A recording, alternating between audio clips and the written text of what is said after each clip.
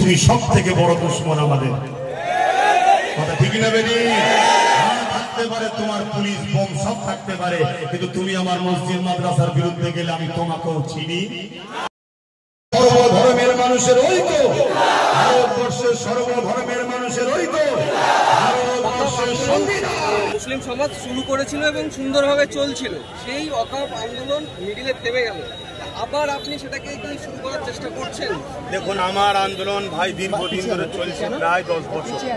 এই ওয়াকফকে নিয়ে অনেক রকম ষড়যন্ত্র চলছিল, আমি বুঝতে পেরেছিলাম যে আন্দোলন চলছিল, কিন্তু কেন্দ্র সরকার যখন আইনটা করলো, যে আবহাওয়া দেখেছিলাম যখন বাস্তবে রূপ দিল, তখন আমার যেসব বন্ধুরা বা ইসলাম দরদিরা বা অন্য ধর্মের মানুষরাও এর বিরুদ্ধে আন্দোলন করেছে, কালাকানুনের বিরুদ্ধে। হওয়াটা স্বাভাবিক, কেন এটা সংবিধান বিরোধী আইন করেছে না।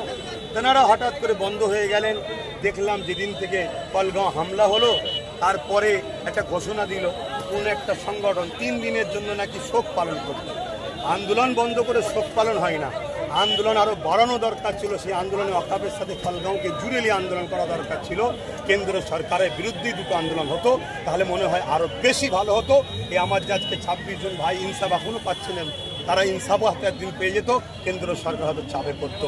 এবারে কোথায় কে সেটিং করে নিচ্ছে না কি হচ্ছে, আমরা তো ভাই ছোট মানুষ, অত বুঝতে পারছি। এই যে 3 দিন শোক পালন, সেই শোক পালন এখনো চলছে, এখনো তার কোনো পরবর্তী নির্দেশ আসেনি। শোক পালন ভেঙে যেমন আন্দোলনে নামছে না, তোমরা ওয়াকফ আন্দোলন যদি নাও তেনারা করেন, কমসে কম পলগাঁওয়ের বিরুদ্ধেও তো বলার জন্য লোক নেওয়া দরকার।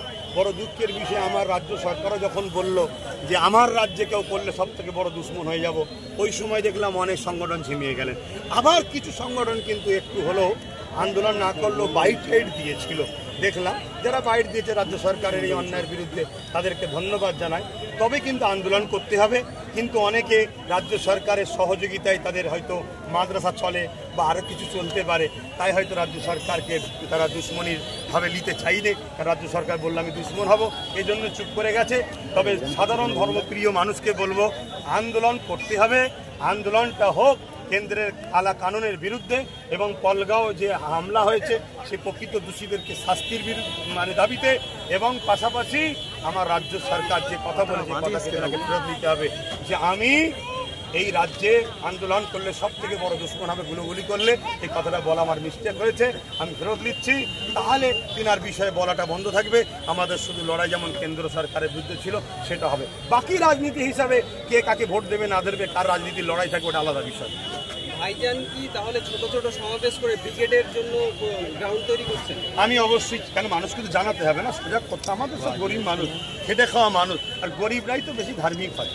যারা বড় বড় অর্থশালী আছে তাদেরকে একেবারে আমি খারাপ বলছি না, কিন্তু ধর্ম থেকে তারা অনেক দূরে থাকে, তারা তাদের কারবার ব্যবসা বাণিজ্য সামলাতে হয়, তারা এইসব আন্দোলনমুখ কাজেতে যেতেও সাহস পায় না, ব্যবসা লসের জন্য হোক বা ব্যবসার টাকা ইনকাম করা তারা ব্যস্ত থাকে। তো সেই জায়গায় গরিব খেটে খাওয়া মানুষরাই ধার্মিক হয় বেশি। আর হুজুর পাক সাল্লাল্লাহু আলাইহি ওয়াসাল্লাম বলেছেন গরিবরা ধনীদের থেকে 500 বছর আগে জান্নাতে যাবে, আলহামদুলিল্লাহ। তো সেই জায়গায় এটা প্রচার তো করতেই হবে, প্রচার করে ব্যারিকেড আমার করার স্বপ্ন অনেক দিন থেকে। এই কালা কানুন যখন তৈরি করছে তার আগে থেকেও আমি প্রচার করছি, কিন্তু এটাকেও আমি অ্যাড করে নেবো। কেন ব্যারিকেড আমি করব পুরো দেশ ও দেশবাসীর পক্ষে দাঁড়িয়ে, যে অত্যাচার কেন্দ্র সরকার ও রাজ্য সরকার করছে তার বিরুদ্ধে আমাদের হবে আন্দোলন।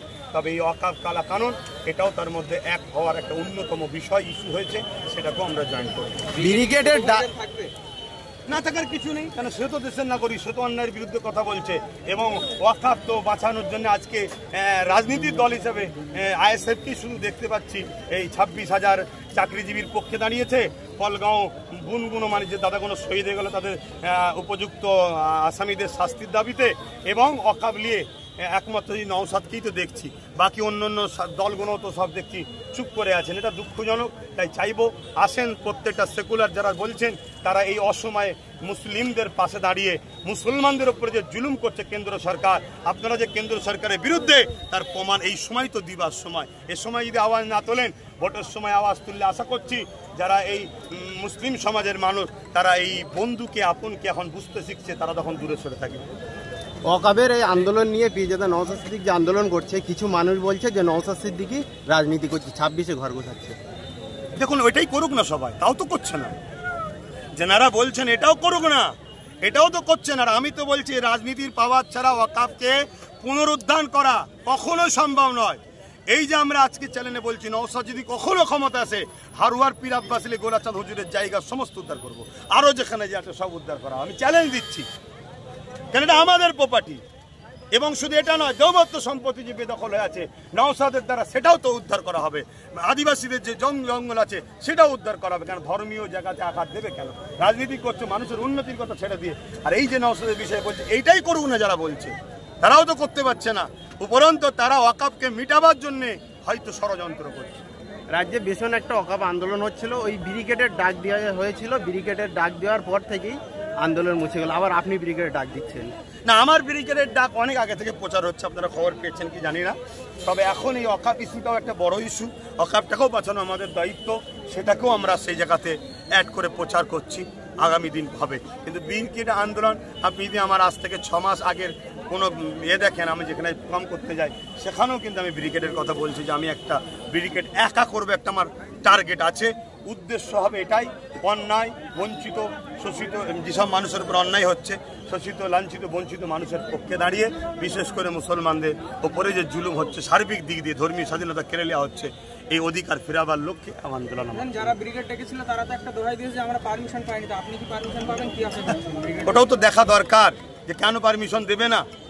যদি আজকে দুদিনের জন্য পারমিশনের কোনো ডিস্টার্ব দেখাতে পারে, 1 সপ্তাহ পরেও তো পারমিশন দেওয়া উচিত, কেন দেবে না?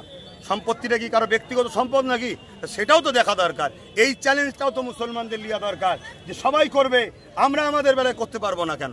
তাহলে আমরা কি ভারতবর্ষের নাগরিক নয়? যদি এই অধিকার ছেড়ে দিই, তাহলে আস্তে আস্তে আমরা নিজেরাই তো সুযোগ করে দিচ্ছি মানুষকে যে আমাদেরকে যা খুশি করো, আমরা চুপচাপ থাকবো। যাক, আপনারা পানি এসছে, আবার অনেক কষ্ট করেছেন, ধন্যবাদ আপনার।